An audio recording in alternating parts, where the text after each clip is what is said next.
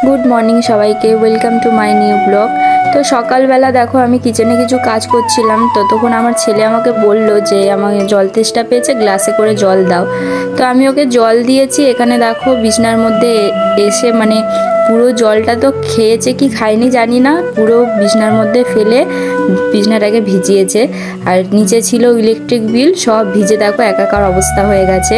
आमार छेलेर किरकम काज देखेছো, ग्लासे जल खेते दिएछि पुरो बिछना भिजिए दिएছে। तो कि आर बोलबो बोलो, एरकम बदमाशी ओर चलतेई थाके। तो एखाने देखो आमी टिफिन निये चले एसेছিলাম, ডিমের भुजिया করেছিলাম লঙ্কা ছাড়া শুধু পেঁয়াজ দিয়ে, আর রুটি ছিল, রুটি দিয়ে আমি খেয়েছিলাম, ওটা ছেলেকেও ওইটাই খাইয়ে দিয়েছিলাম। আজকে আর কিছু আর টিফিন বানাইনি, তো তার জন্য তো মানে ফ্রিজে দুধ ছিল, দুধটা দেখলাম কেটে গেছে, তো মানে ওই জন্য আর কিছু বানাতে ইচ্ছে করছিল না। ভাবলাম ডিমের ভুজিয়া করে নিই, ডিমের ভুজিয়া দিয়েই রুটিটা খাওয়া হয়ে যাবে। তো তারপর দেখো ছেলেকে খাইয়ে দাইয়ে পড়তে বসিয়েছিলাম। পড়িয়ে টড়িয়ে উঠে আজকে কটা জামা কাপড় ছিল, ওই জন্য ছাদে চলে এসেছিলাম জামা কাপড় মেলতে। এখন আর বেশি জামা কাপড় না থাকলে ছাদে আর আসা হয় না, ছাদে আসিও না, কারণ শীতকাল যেহেতু পড়ে যাচ্ছে, রোদটা কখন পালিয়ে যায়। আর ছাদে জামা কাপড় মেলা থাকলে না একদম উঠতে ইচ্ছে করে না। তো এখানে দেখো জামা কাপড় মেলে যে বালতিতে জলটা ছিল সেটা আমি অ্যালোভেরা গাছে দিয়ে দিলাম। তো ঘরে এসে দেখি দেখো ভাত ফুটে গেছে। জামা কাপড় কাচার আগে আমি ভাতটা বসিয়ে দিয়েছিলাম যাতে দেরি না হয়ে যায়। তারপর দেখো এখানে পেঁয়াজকলি আর আলু কেটে নিয়েছিলাম ভাজা করবে বলে, পেঁয়াজকলি আলু ভাজা করব আজকে শুধু। আর রান্না তো করার ছিল, কিন্তু দেখি মানে আমার গ্যাস শেষ হয়ে গেছে, সিলিন্ডার শেষ, গ্যাস মানে বন্ধ। তো বর যতক্ষণ না আসবে ততক্ষণ তো মানে কিছু হবেই না। তো আমি তো মানে চিন্তায় পড়ে গেছিলাম কি করব। তো তারপর দেখো চিন্তা না করে আমি স্নান টান করে এখানে চলে এসেছিলাম একটু অ্যালোভেরা নিয়ে, আজকে একটু মুখে মাখবো। মুখটা অনেক মানে ইচিং হচ্ছিল আমার, যেহেতু আমার মুখে অনেক পিম্পল আছে তার জন্য।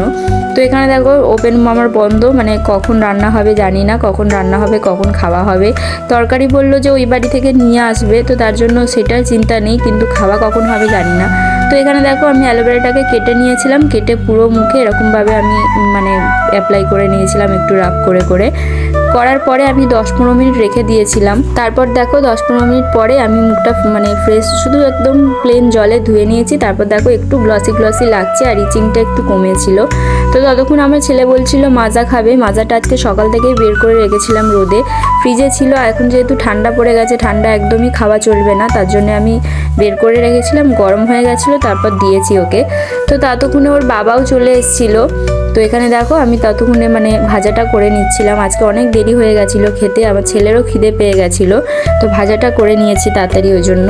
তারপর দেখো সন্ধ্যেবেলা এখানে চা নিয়ে চলে এসেছিলাম, ছেলে এখানে বিস্কুট খাচ্ছিল, তা বড় ওদিকে চা দিয়ে বিস্কুট খাচ্ছিল।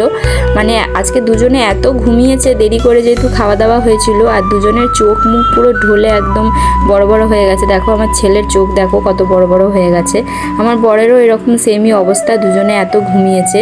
দেখো সবে ঘুম থেকে উঠে আর চাটা আমি সামনে ধরে দিয়েছি।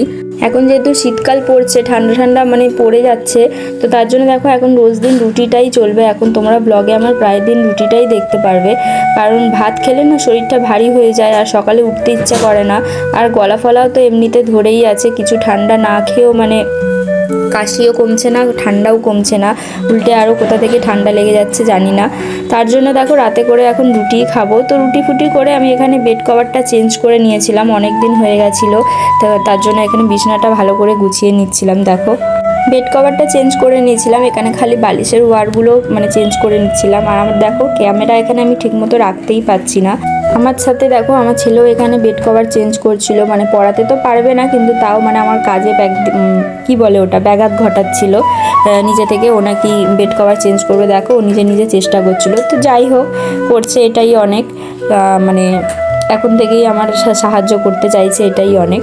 তো আমি এখানে তাড়াতাড়ি করে বালিশের ওয়ারগুলো চেঞ্জ করে নিচ্ছিলাম। তো দেখো আমার ছেলের বাস্কেটটা আমি এখানে গুছিয়ে নিচ্ছিলাম ভালো করে। শীতকালের জামা কাপড়গুলো মানে ওর সব কিছু একসাথে করা ছিল, তো গরমকালে যেগুলো পরতো ওইগুলো মানে চেঞ্জ করে দিয়েছে, ওইগুলো আলাদা রেখে দেবো। আর শীতকালে যেগুলো পরবে সেগুলো আমি এখন বাস্কেটে রেখে দেবো, কারণ শীতের সিজন চলে এসছে। তারপর দেখো রাতে খাবার নিয়ে চলে এসেছিলাম খেতে। ছেলের জন্য দেখো এখানে ডিম ভাজা করে দিয়েছিলাম, ডিম ভাজা দিয়ে ছেলেকে রুটি খাওয়াচ্ছিলাম। আর আমাদের ছিল ভাজা ছিল পেঁয়াজকলি আলু ভাজা, আর বাঁধাকপি চচ্চড়ি ছিল, সেইটা দিয়েই খাবো আমরা। তো চলো আজকের ব্লগটা এতটাই, ভালো লাগলে লাইক করে সাবস্ক্রাইব করে দেবে চ্যানেলটাকে। তো টাটা বাই বাই, দেখা হচ্ছে নেক্সট ব্লগে।